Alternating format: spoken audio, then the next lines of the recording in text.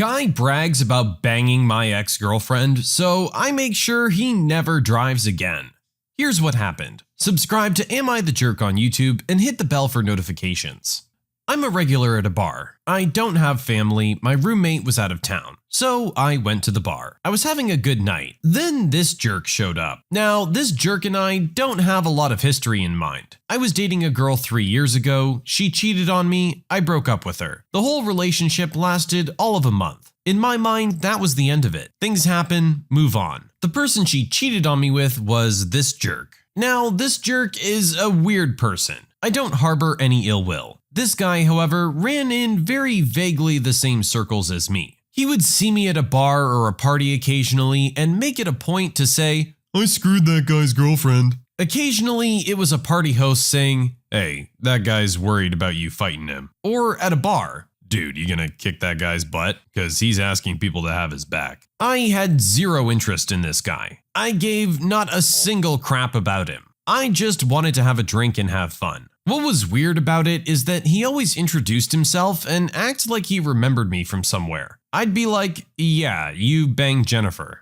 "Oh, how is she?" "We stopped dating, you know, after you banged her." "Oh, well, good talk." And the smug prick would pat me on the shoulder. This was pretty annoying. I dated this girl for all of a month. It didn't even blip on my radar as a serious relationship, except this guy would show up every now and then and remind me he banged a girl I was dating. So I'm in this bar, I'm hanging out with some vets, swapping war stories, and here comes this jerk. He goes, "Hey, I know you from..." I say, "Dude, not now. I'm in the middle of a story. Screw off for a bit." I finished my story and he came back and said, "I know you from somewhere." "Yeah, you screwed Jennifer. I honestly don't give a crap. It was like 3 years ago." He left. The owner and the bartender were around me. The owner said, "So do you hate that guy?" I told him the story. He goes, "Are you going anywhere soon?" After that question, heck no. The bartender was ticked because the dude was always grabbing her. The owner hated him because he was a drunk driving jerk.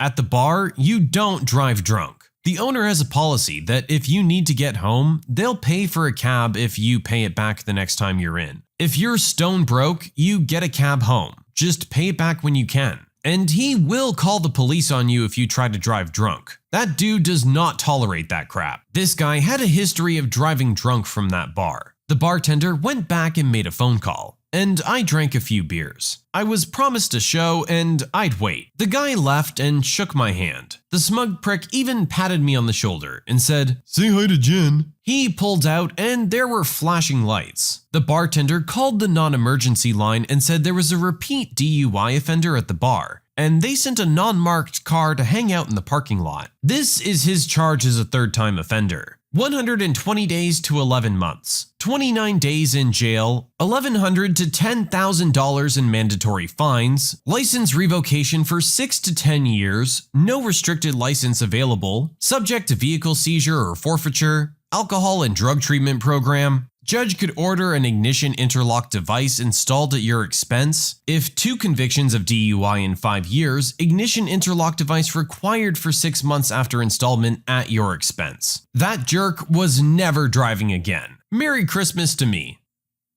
This guy is the definition of a smug prick. Like, I hate him just from reading this story. Like, dude, you're the only one who cares that you screwed a girl that I was dating 3 years ago. I didn't even really care. That's why we broke up. You didn't accomplish something. You didn't ruin my life. Stop acting like you're some big shot. You're just an annoying jerk.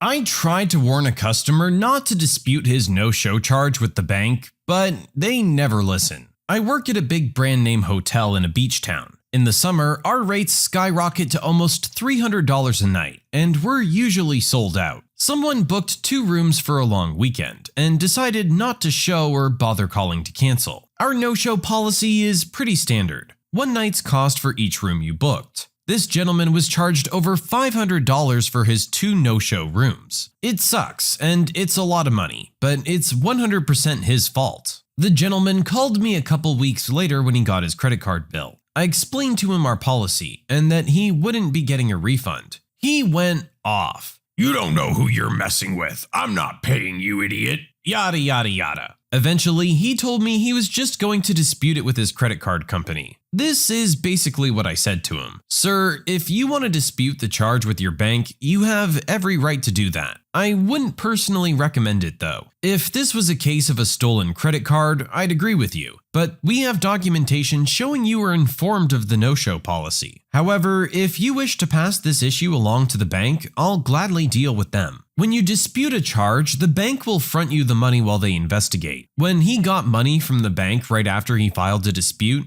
he called me to gloat. He told me how stupid I was, yada yada. What I don't think he understood is that the money is pretty much a loan under the assumption that his charges really were fraudulent, which they weren't. I easily won the dispute, proving that he willfully did purchase these rooms and was informed of the no-show policy. Then the bank billed him back for the money they fronted him. He called me again. Lucky me. He told me that the bank was billing him and I had to pay it. He said because it all started with my hotel, it was our responsibility to pay his bank bill. At this point, I didn't even know what to say anymore. I just said, no, have a good day, and hung up. Down the road, he called again, saying that his credit card company was threatening to turn over the bill to collections if he didn't pay. Now he wanted us to pay $800 because of the interest. I told him that his personal finances are his own business and to stop calling. I tried to warn that jerk from the beginning. I gotta agree with our original poster on this one. It's all on the dude for not showing up or at least calling to cancel the rooms. Maybe he just forgot about the reservation or something. But either way, that's not your problem. Because he didn't show up, you guys weren't able to rent those rooms out to someone else. The hotel lost money. He made an obligation to take those rooms and he didn't take them. Of course there's gonna be a no-show charge. You should know what the price is gonna be.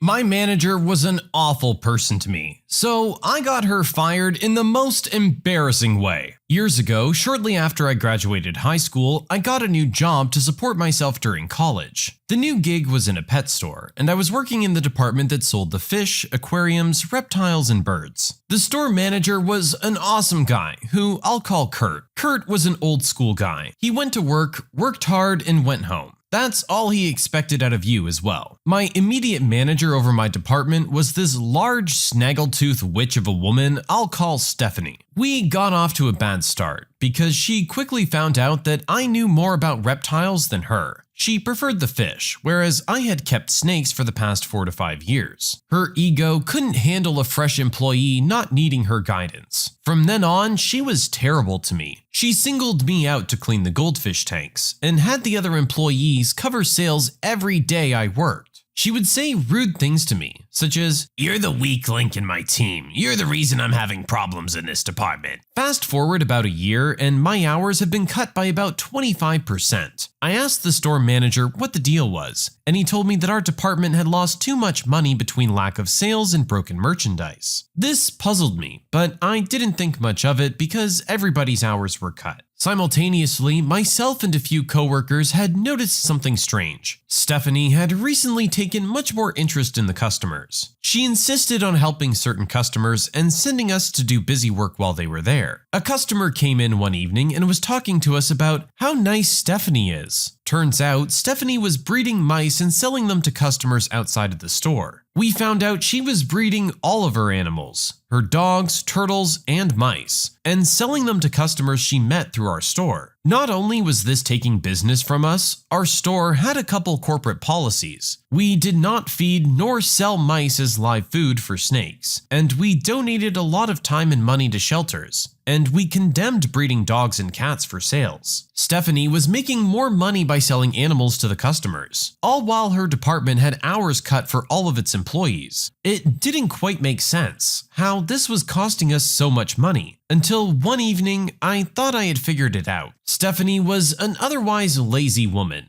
but when one of her customers came in, she was by their side the whole time. I watched closely as she followed a customer around, helping them pick out a cart full of expensive aquarium decorations and terrarium supplies, like lights and bulbs. I followed and wrote down every single item she grabbed. I wanted to see where this went. She directed the customer to a register and went to check them out. She's lazy and would never do this for any other customers. I noted the time and went back to work.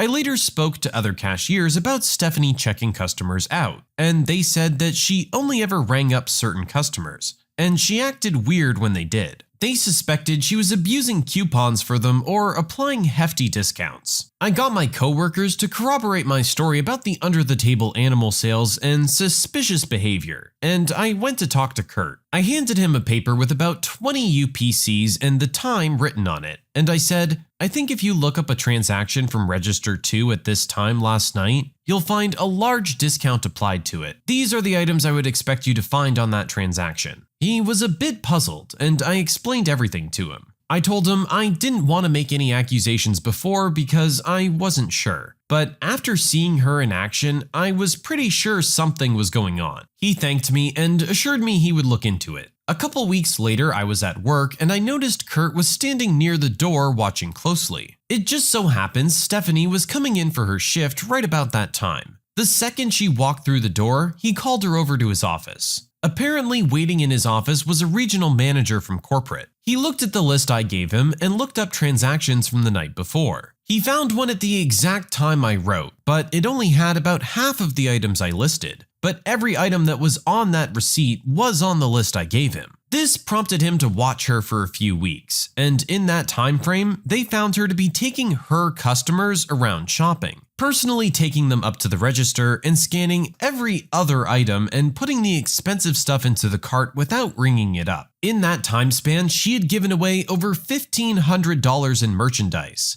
And he looked back at the logs we keep for broken merchandise that is written off and found an excessive amount of aquarium supplies and decorations that were signed off by her. It was something like 1,000% more written off broken merchandise than was found at the same time last quarter. All in all, she was charged with stealing and defrauding the store of over $3,500 in merchandise. And it just so happened that Kurt had already arranged for police to meet them after firing her to escort her out. I don't know if she went to jail, but I did watch her get walked out by police with about 20 employees staring. I wish I could have said something, but I had to settle for her making eye contact with me as she walked out, at which point I gave that jerk a quick wink. Goes to show when someone's a jerk in one aspect, they're most likely a jerk in other aspects as well. I don't know how she didn't think she would get caught eventually. You can't be just giving away merchandise for free and writing it off. That's gonna add up over time. Maybe you can get away with doing this once or twice, but doing it for regular customers, you're just asking for trouble. Now she has this on her record and is gonna have a really hard time finding a job anywhere else. I really hope it was worth saving those random people a few bucks.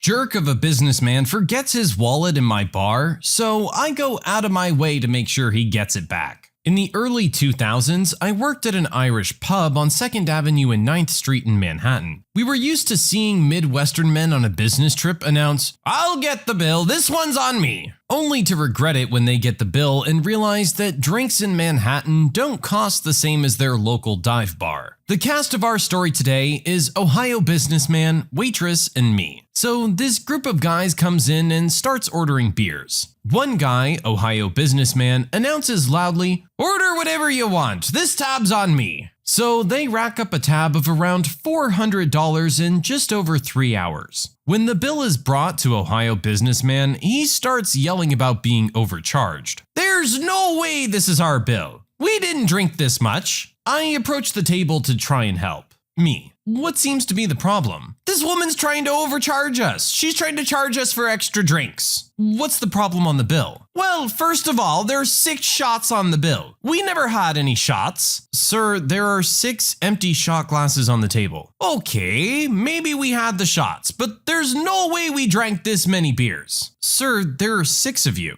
You've been here for over 3 hours. At that rate, this bill says you and your friends averaged 1 beer every 45 minutes. The Ohio businessman seems a little flustered. His friends offer to pay, but he chimes in, "No, I'll pay." So he pays and tips $7.37 because this would make his expense report total out to the closest to $10. After this, the waitress comes up to me to tell me he left his wallet in the booth. She's shaking. She tells me she wants to chuck it in the trash. I tell her to hand it to me. I'll take care of this. I take the driver's license out of the wallet, put it on top, and rubber band the lot. Keep in mind, this is government-issued ID. free postage. I walk up the street and drop it in a USPS box. The Ohio businessman comes back asking about his wallet. I tell him what I did. He goes off on me about, what am I supposed to do for money? My hotel key was in there. He even threatened to call the police, to which I responded, for what? Going out of my way to make sure your belongings made it back to you? He kept going on about how he had no money, no hotel key, no cards for the rest of his visit. I know he left before it ever occurred for him to ask how he would get on that flight home. Welcome to New York City, jerk. I really don't like this story. I think our original poster is way more of an entitled jerk than the Ohio businessman ever was. He wasn't being a jerk. He'd had a few drinks and wasn't paying attention to how much was being ordered and how much each item costs. Yeah, he's gonna be a little bit surprised when the bill comes. But I get that you guys feel that you were shortchanged on the tip. But honestly, that's the problem with tip culture in general. You shouldn't be getting mad at the customer for not tipping well. You should be angry with your employer for not paying you a living wage to begin with. This guy just got screwed on his bill and really can't afford to rack it up anymore. We've all been there, so I can't really hate him too much for having to cut the tip a little short. I can, however, hate employers who want to pay their employees less than minimum wage and just have their customers cover the difference. It's a stupid system that leaves employees feeling this way about customers who don't tip well. You just screwed this guy over for the rest of his business trip because your employer doesn't want to pay you enough money. That's not fair to him, no matter what way you put it.